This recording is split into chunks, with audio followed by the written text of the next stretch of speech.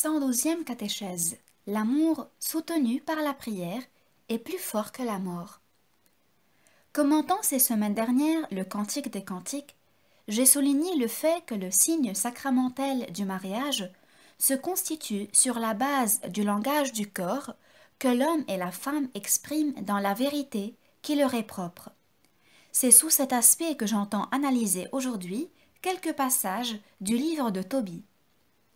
Dans le récit des épousailles de Tobie et de Sarah, nous trouvons le terme « sœur » qui semble indiquer une nature fraternelle dans l'amour conjugal, et de même, une autre expression analogue, elle aussi, à celle du Cantique des Cantiques.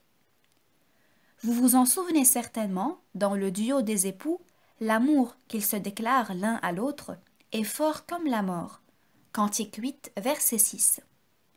Dans le livre de Tobie, nous trouvons une phrase où il est dit qu'il aima Sarah au point de ne plus pouvoir se détacher d'elle. Tobie 6, verset 19. Et qui présente une situation confirmant la vérité des paroles au sujet de l'amour, fort comme la mort. Pour mieux comprendre, il faut se reporter à quelques détails qui trouvent une explication sur le fond du caractère spécifique du livre de Tobie. On y lit que Sarah, fille de Raguel, avait été précédemment donnée comme épouse à 7 maris, et que tous ceux-ci étaient morts avant de s'unir à elle. Cela était dû à l'intervention de l'esprit malin, et le jeune Tobie avait raison de craindre une mort semblable. Ainsi, l'amour de Tobie devait dès le premier moment affronter l'épreuve de la vie et de la mort. Les paroles sur l'amour, fort comme la mort, prononcées par les époux dans le Cantique des Cantiques, prennent ici un caractère d'épreuve réelle. Si l'amour se démontre fort comme la mort, cela advient surtout en ce sens que Tobie et Sarah avec lui n'hésitent pas à aller au-devant de cette épreuve. Mais dans cette épreuve de la vie et de la mort, c'est la vie qui triomphe, car durant la première nuit nuptiale, l'amour soutenu par la prière se révèle plus fort que la mort. Cette épreuve de la vie et de la mort a également une autre signification que nous font comprendre l'amour et le mariage des nouveaux époux. En effet, en s'unissant comme mari et femme, ils se trouvent dans la situation où les forces du bien et du mal se combattent et se mesurent réciproquement.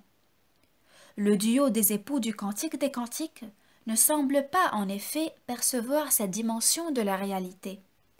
Les époux du Cantique des Cantiques vivent et s'expriment dans un monde idéal ou abstrait, comme si dans ce monde n'existait pas la lutte des forces objectives entre le bien et le mal. Ne serait-ce pas précisément la force et la vérité intérieure de l'amour qui atténue la lutte qui se déroule en lui et autour de lui? La plénitude de cette vérité et de cette propre force de l'amour semble toutefois être différente et tendre plutôt à mener là où nous conduit l'expérience du livre de Tobie.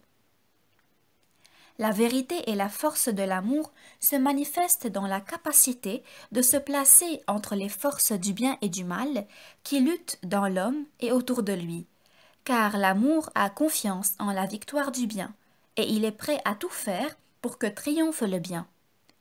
Par conséquent, la vérité de l'amour des époux du livre de Tobie trouve sa confirmation non pas dans les paroles exprimées par le langage du transport amoureux comme dans le Cantique des Cantiques, mais bien dans les options et dans les actes qui assument tout le poids de l'existence humaine dans leur union à tous deux. Le langage du corps semble utiliser ici les paroles des options et des actes jaillis de l'amour qui triomphent parce qu'il prie.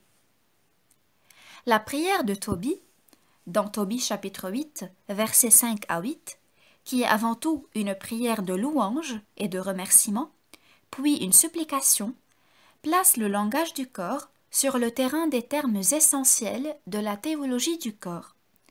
C'est un langage objectivé, pénétré moins de la force émotive de l'expérience que de la profondeur et la gravité de la vérité de l'existence elle-même. Cette vérité, les époux la professent ensemble, à l'unisson, devant le Dieu de l'Alliance, Dieu de nos pères.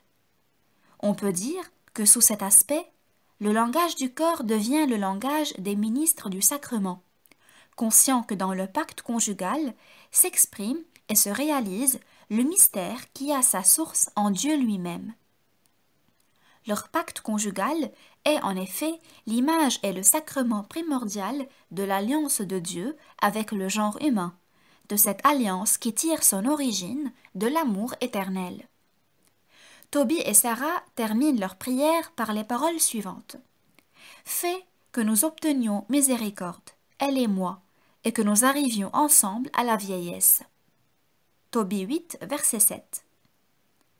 On peut admettre, en se basant sur le contexte, qu'ils ont sous les yeux la perspective de persévérer dans leur communion jusqu'à la fin de leur jour, une perspective qui, avec l'épreuve de la vie et de la mort, s'ouvre devant eux déjà durant la première nuit nuptiale.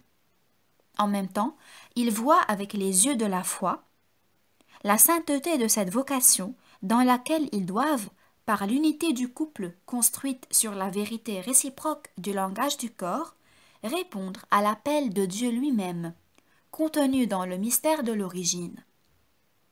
Et c'est pourquoi il demande « Fais que nous obtenions miséricorde, elle et moi ».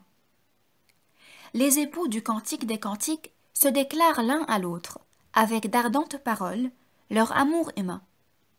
Les nouveaux époux du livre de Tobie demandent à Dieu la grâce de savoir répondre à l'amour.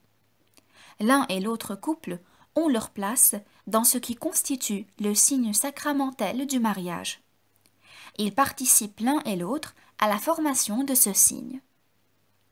On peut dire qu'à travers l'un et l'autre, le langage du corps, considéré soit selon la dimension subjective de la vérité des cœurs humains, soit selon la dimension objective de la vérité à vivre dans la communion, devient la langue de la liturgie. La prière des nouveaux époux du livre de Tobie semble certainement le confirmer d'une manière différente de celle du Cantique des Cantiques, et aussi d'une manière qui, incontestablement, émeut plus profondément.